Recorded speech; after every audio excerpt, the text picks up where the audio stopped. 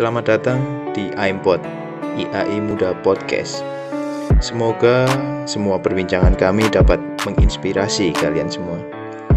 Let's enjoy our talking about. Selamat datang teman-teman di IMPod, Ikatan Akuntan Indonesia Muda Wilayah Jawa Timur Podcast. Perkenalkan, nama saya Tiffany dari staf Departemen External Affairs IAI Muda Wilayah Jawa Timur, dan narasumber kita Bang Deddy Surahman.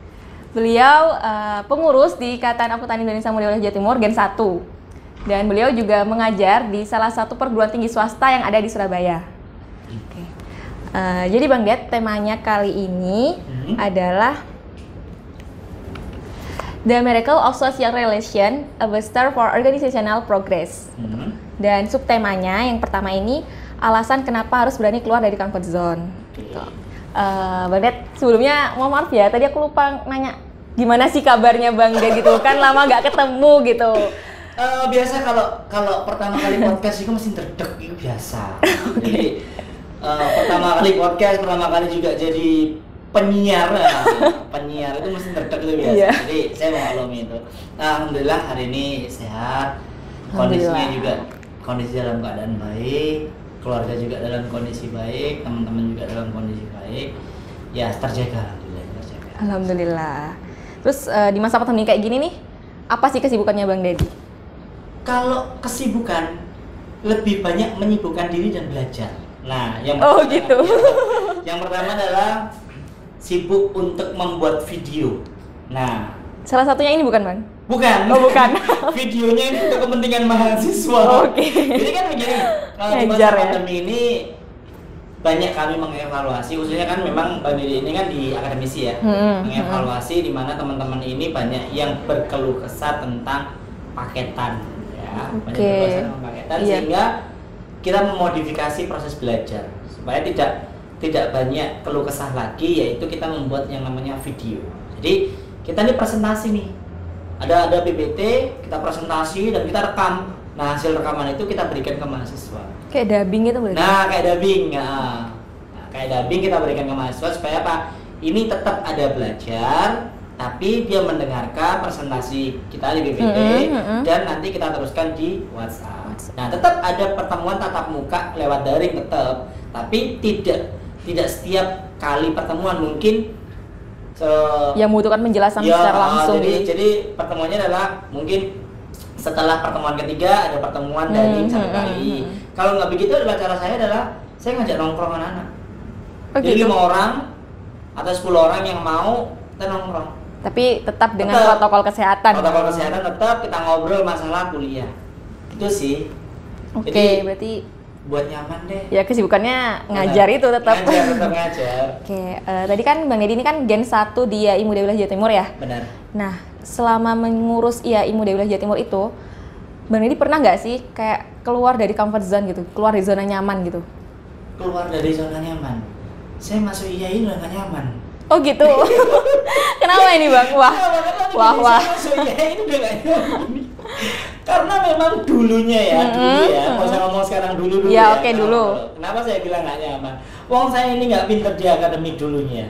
Nah, artinya cuman saya seneng organisasi. Nggak pinter di akademik tapi bisa jadi dosen. Nah, aneh ya. Entar ada ceritanya tuh. Oke. Nggak seneng akademik tapi bisa jadi dosen. Nah, saya nggak nyaman waktu itu ya, masuk ke IAI itu karena ajakan dari sahabat saya, ya Mas Iqbal namanya. Nah, waktu itu memang perintahnya lagi. Nah, dia cuma bilang begini, bos ada manggil alun bos bos. Mau nggak ngurus organisasi? Oh mau banget, ini eksternal Jatim lagi. Oh mau deh. Malam-malam tuh sebelum misa kalau nggak salah. Setelah itu dibawa ke perumahan temen nih. Ya itu pertama kali ketemu dengan Mas Alfian yang menjadi ketua periode 2014 sampai 2016. Nah, di sana ngobrol panjang lebar dan lain sebagainya, masih nggak ngerti. Nah, setelah nyebutin ini organisasinya apa sih sebenarnya? Ikatan Akuntan Indonesia. Hah? Akuntan loh, nggak ngerti. Ikatan akuntan gitu ya? Karena yang bikin berat kan karena embel-embel akuntan pakai Indonesia lagi. Iya. Oh, ini lari-larinya ke akademik nih, kan gitu kan? Lari-larinya ke mata kuliah nih. Betul. Aku udah bilang ke Mas Iqbal, Bar, aku nggak sanggup kalau kayak gitu. wes lah bos, yang kita kerjakan ini nggak melulu itu kok. Janji yo. Janji, masih diyakini. Sampai tanya janji gitu. Jadi ya, masih diyakini lah. Oke. Nah, hari kedua nih, kumpul nih 11 orang dari PTN maupun PTS nih ya. Nah, artinya begitu kumpul, maka kita bikin yang namanya skema pembentukan organisasi. Wah, jelas kan, menang 1 poin kan.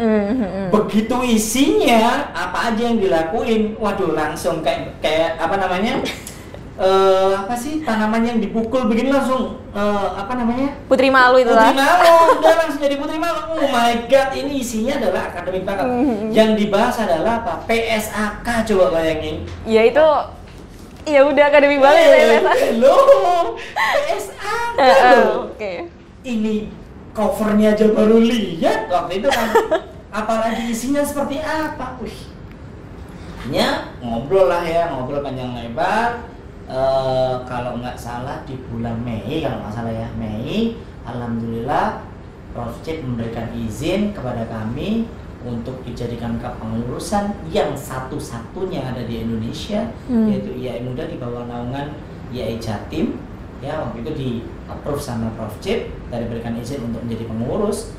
Nah, itu langkah terbesar kita untuk menjaga amanah, menjadi calon profesional akuntan nantinya. Tapi di posisi itu ada kebanggaan tersendiri yang mulai masih ditumbuh, bahwasannya ternyata butuh ya, katanya butuh banget. Nah, artinya dalam proses perjalanan yang namanya accounting study club ya, accounting study club sudah dibikin sama Mas Yogo waktu itu, yang memang notabene Mas ini nggak ngerti akademik kan. Waktu anak akademik ngobrol itu dia cuma ang aja. Nah, waktu itu Mas Dedi kan di divisi SDM kan. Wah, kalau itu jagoan banget kalau di SDM, kalau di akademik gini Mas Dedi, ngikut deh gitu. Nah, lebih condong ke sana, tapi akhirnya dari skema-skema yang sudah dibikin teman-teman ini ternyata berdampak positif banget pada akademik. Yang semula kita nggak ngerti apa-apa, jadinya mengerti. Akhirnya mengerti. Yang kedua, sadar diri. Nah, Mas Dedi ini kan dari PTS ya, PTS perguruan tinggi swasta ya. Nah, teman-teman ini banyak yang dari negeri. Nah, mau atau nggak mau, daripada kelihatan bodoh, mending aku belajar ya. Yang biasanya PTN tuh apa ya, ambisi gitu ya, pinter-pinter gitu kan. Ternyata begitu belajar, lah kok bodoh wae. Artinya saling mengisi ya. Nah, tapi untungnya adalah apa? Network teman-teman ini kan gede udah kan ya. Dengan dosen-dosen kan udah gede kan. Memang anak akademik waktu itu memang anak pintar-pintar kan. Nah, akhirnya kenalan dengan si dosen A, dosen B. Nah, ini mulai kejaring nih. Oh, ternyata aku butuh nih. Nah, makanya kita mulai mengungkap yang namanya kebutuhan diri. Nah, itu yang membuat saya nyaman akhirnya. Oh, zona ini zona nggak nyaman tapi tak buat nyaman. Menjadi nyaman. Akhirnya begitu. Ada prosesnya. Ya, proses panjang ini yang membuat saya menikmati bahwa ini asik deh. Nah, alhamdulillahnya adalah saya terima kasih banget nih sudah sampai ke Gen 7. Alhamdulillah ya. Saya ini menjadi syukur nanti bisa bergabung di sini. Ya, itu ceritanya. Jadi zona itu sebenarnya zona nggak nyaman buat saya tapi tak buat bisa nyaman. Oke, tadi kan udah bicarain Bang Dedi ini pernah keluar di zona nyaman gitu ya, yaitu dengan masuk di IAI ini sebenarnya yang nggak nyaman jadi nyaman. Nah, tapi sebenarnya Bang, penting nggak sih kita itu keluar dari zona nyaman? Penting, pakai banget. Penting pakai banget. Kenapa tuh? Penting pakai banget lagi. Zona nyaman ini adalah zona tipuan. Oh gitu. Zona tipuan di mana zona ini yang nantinya kita tidak bisa berkembang. Contoh iya adalah benar. Yang namanya nyaman ya, nyaman. Semisal begini deh, semua itu ada. Kamu mau ngomong apa deh, ada. Terus gimana proses belajarnya? Ya ada kan? Ya stuck di situ Stuck aja. kan, ya? Tapi kalau kita harus istilahnya ada satu titik yang itu di luar jangkauan kita, mau atau tidak mau, kita akan bagaimana berusaha untuk merangkainya, menggapainya, ya kan? Susah kan? Nah, itu adalah keluar dari zona. Yang kedua adalah begini, saya pernah ikut dengan orang tua angkat saya, yang memang notabene adalah beliau orang berpendidikan, ya kan? Di keluarga ini Mas ini benar-benar dididik untuk keluar dari berbagai macam zona nyaman. Contoh, Mas Didi dulu adalah nyamannya adalah gaya hidupnya adalah pengen dipandang orang. Itu gaya hidupnya. Oh gitu. Ya. Jadi sampai pada satu titik itu Mas Didi punya ponsel banyak nih. Nah, tapi ponsel banyak ini tidak memiliki value, tapi malah jadi jurang pemicu untuk kehancuranku waktu itu. Nah, sampai maaf ya, uang kuliah nggak terbayarkan waktu itu. Oh gitu. Nggak terbayarkan ya. Nah, apalagi swasta sampai nggak terbayarkan. Terus? Nah, sampai nggak terbayarkan kan. Ketahuan nih sama orang tua. Akhirnya dipanggil lah, Mas, keluarin semua gadgetmu. Oh, ada merek A, B, C, D, F, G kan? Gila. Teleponin satu-satu, beneran. Teleponin satu-satu. Ini bunyinya apa? Telepon, Pak. Ini apa? Sama. Telepon satu nomornya. Udah. Buat apa lagi? Browsing. Sama bisa buat browsing. Nah, waktu itu yang paling mahal ada yang gambar buah tuh ya. Oh iya, I see. Ya. Paling mahal tuh. Akhirnya waktu itu sampai mengena banget sampai sekarang. Kamu punya otak gak sih? Ini yang kamu pentingin ini atau sekolahmu? Nah itu mulai berpikir nih, oh aku gak bisa kayak gini terus. Akhirnya malam itu berangkatlah ke satu tempat untuk jual gadget itu tadi. Gak nutut buat bayar kuliah, beneran dia. Gak nutut. Ya mungkin gak saya sebutin ya berapa bulan ya. Gak nutut buat bayar kuliah waktu itu. Padahal itu udah semua atau gimana tuh? Udah. Desain satu atau? Desain satu. Oke, desain satu. Sisa satu yang mereknya merek Cina. Oh iya. Nah akhirnya kan pulang nih paginya, Pak, uangnya dapat segini. Bapakku kenapa? Tersenyum sampai ketawa. Bapak udah tahu kok jumlahnya masih kurang. Dah, nih bayarin. Maksudnya jangan ulang lagi. Nah minggu kemarin tuh baru kan kita memang kan udah lama kan nggak ketemu Bapak. Kamu ceritalah panjang lebar, ngungkapin masalah itu, gitu loh. Bapak langsung tersenyum.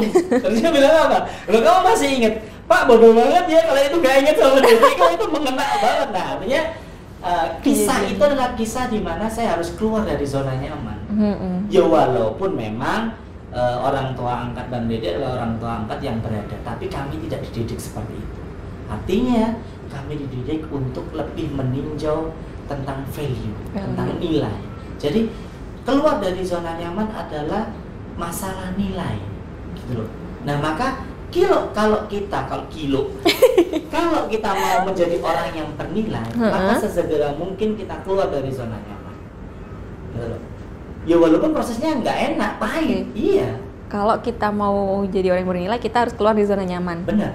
Nah, tapi itu kadang kita bingung, kapan sih kita harus keluar dari zona nyaman, gitu Bang? Secepat mungkin. Secepat mungkin tuh ya, gimana? Secepat mungkin, setepat mungkin. Jangan sampai kamu nunggu kerasa. Jangan sampai ada masalah baru kamu keluar. Nah, artinya apa? Kita dianugerahi hal yang sama loh ya sama Allah ya. Kita punya otak, kita punya hati. Nah, maka kita gunakan fungsi ini dengan baik. Nah, yang membuat kita tidak bisa cepat dan setepat keluar dari zona nyaman adalah lingkungan. Teman. Iya, biasanya kalau udah nyaman sama ini ya mau sama ini terus. Enggak, gitu. Jangan.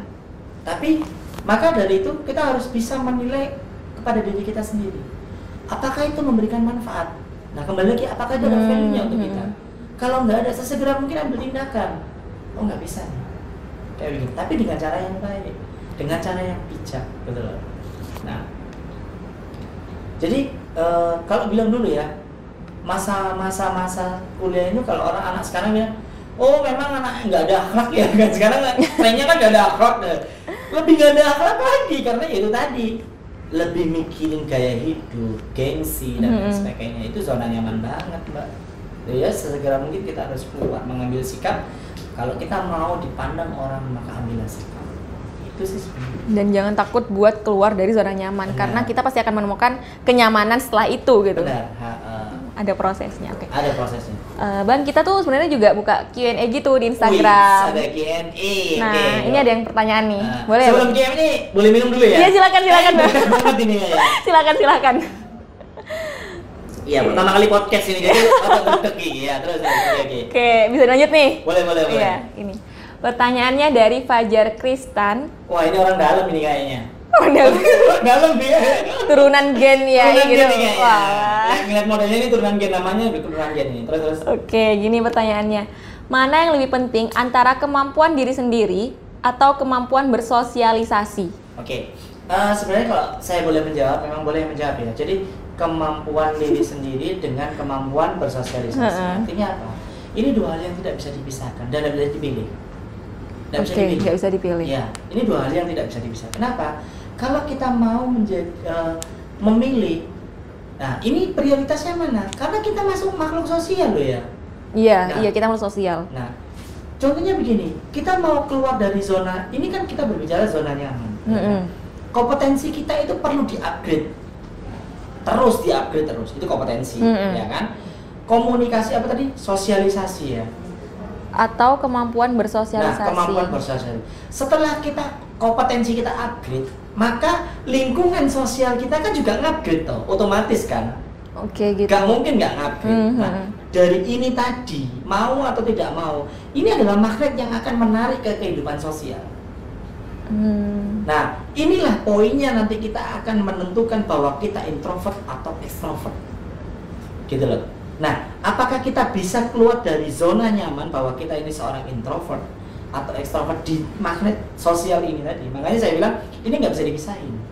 Oke, nggak bisa dipisahin karena ketika kita meningkatkan kemampuan diri, kemampuan bersosialisasi juga akan mengikuti. Nah, dengan catatan, artinya apa? Kita harus membuka diri. Nah, biasanya penyakitnya adalah orang pintar, biasanya temannya dikit. Iya. Kenapa? Iya. Dia lebih cenderung belajar terus karena mengenal sosial. Iya, temannya buku. Nah, temannya buku kan. Nah, artinya ini yang harus kita mulai ubah di lingkungan kita sendiri, terutama di IAI Muda ya. Kita mulai memberikan masukan ke teman-teman bahwasanya kamu butuh teman. Nah, artinya zona nyamannya itu adalah kita membuka diri untuk orang lain itu mengenal kita gitu. Mengenal kita, atau yang kedua adalah yang paling ekstrim adalah kita ini butuh orang lain. Karena kita kembali lagi kita makhluk sosial. Kita makhluk sosial, itu nggak bisa dipungkiri, Mbak. Gitu. Itu sih kalau dari Mas Dedi ya. Mungkin lebih lanjutnya nanti bisa ngobrol sendiri dengan Mas Fajar. Oh gitu, oke. Jadi orangnya Mas Fajar udah dijawab sama Mas Dedi. Itu dua statement yang nggak bisa dipisahkan karena itu saling berhubungan gitu. Saling berhubungan, benar. Oke, Mas Dedi, itu Q&A yang barusan mengakhiri episode kali ini. Nah, terima kasih. Nanti kita akan ketemu di selanjutnya ya teman-teman. Masih ada podcast lagi? Ada dong. Jadi teman-teman jangan lupa di like, komen, dan subscribe YouTube IAI Muda Wilayah Jawa Timur. Sampai ketemu lagi. See you.